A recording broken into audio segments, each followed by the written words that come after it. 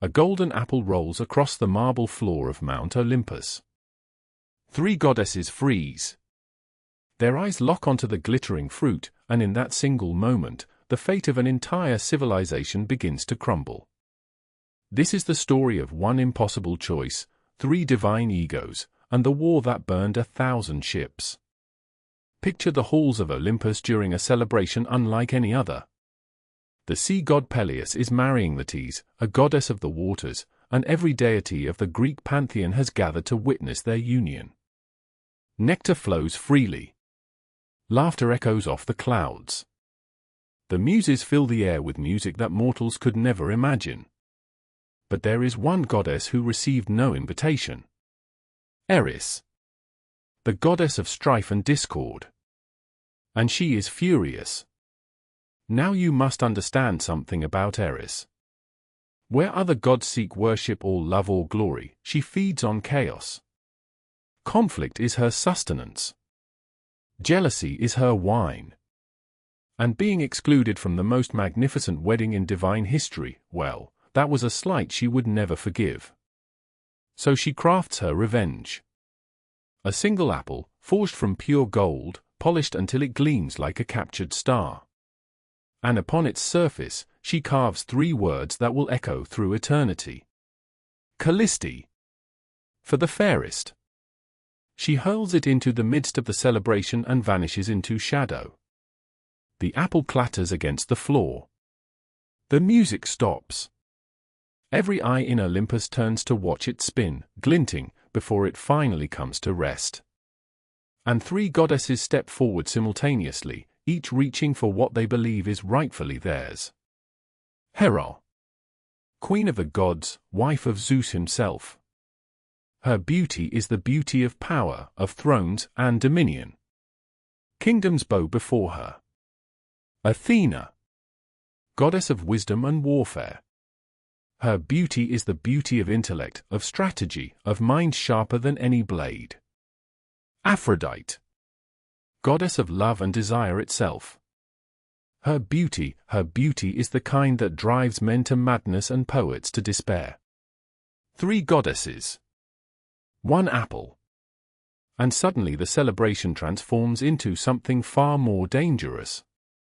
Each claims the prize. Voices rise. Divine energy crackles through the air like lightning before a storm. Zeus watches this chaos unfold and realizes that no matter what he decides, he will make enemies of 2 of the most powerful beings in existence. So he does what powerful men so often do when faced with impossible choices. He passes the burden to someone else. There is a mortal, Zeus declares. A prince of Troy named Paris. He is known throughout the land as the fairest judge of beauty. Let him decide. Far from Olympus, on the slopes of Mount Ida, a young man tends his father's flocks. Paris is no ordinary shepherd. Royal blood runs through his veins, though he was cast out from Troy as an infant due to a prophecy that he would bring about the city's destruction. He knows nothing of that dark fate. He knows only the peaceful rhythm of his days among the sheep, the warmth of the sun on his shoulders, the simple pleasures of mortal life. Then the sky darkens. 3 figures descend before him, radiant and terrible. The grass withers beneath their feet. The sheep scatter in blind terror. Paris falls to his knees, shielding his eyes from the blinding light of divinity made manifest. When he finally dares to look up, he sees them. 3 goddesses of impossible beauty, and between them, a golden apple that seems to pulse with malevolent purpose. Hermes appears at his side, the messenger god, his winged sandals barely touching the earth. He explains the task. Paris must judge which goddess deserves the title of fairest. Paris, a mortal shepherd, must sit in judgment of the divine. He has no choice but to accept. One by one, they approach him. Hera speaks first, her voice like thunder rolling across distant mountains. "Choose me," she whispers, "and I will give you power beyond imagination.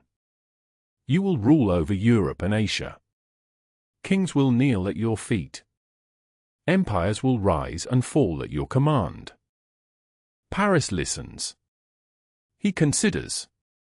Power is a seductive thing. Then Athena steps forward. Her grey eyes pierce through him, seeing not his flesh but his potential. Choose me, she says, and I will grant you wisdom that surpasses all mortal minds. You will never lose a battle. Every strategy you devise will succeed. History will remember you as the greatest warrior and thinker of your age. Paris feels the pull of her words. Glory is a powerful promise.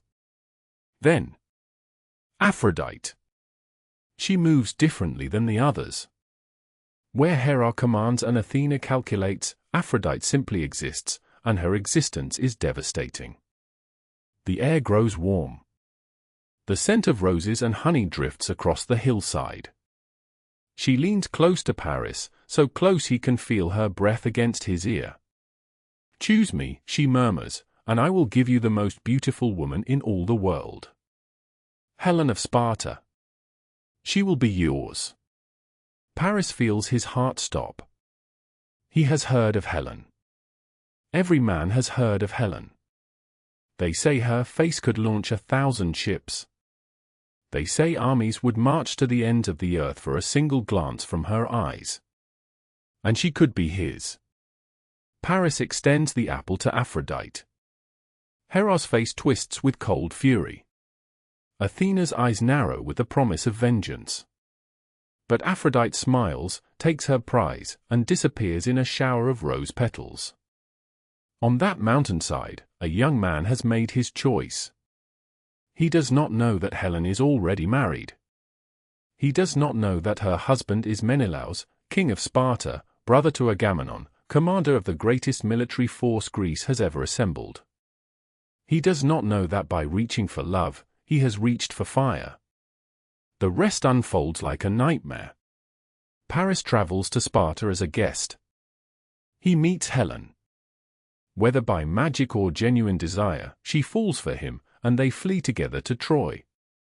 When Menelaus discovers his wife is gone, his rage ignites all of Greece. 1,000 ships set sail. The greatest heroes of the age gather under one banner. Achilles, Odysseus, Ajax, Diomedes. They bring with them an army that darkens the beaches of Troy like locusts. For 10 years, the siege continues. Heroes fall on both sides.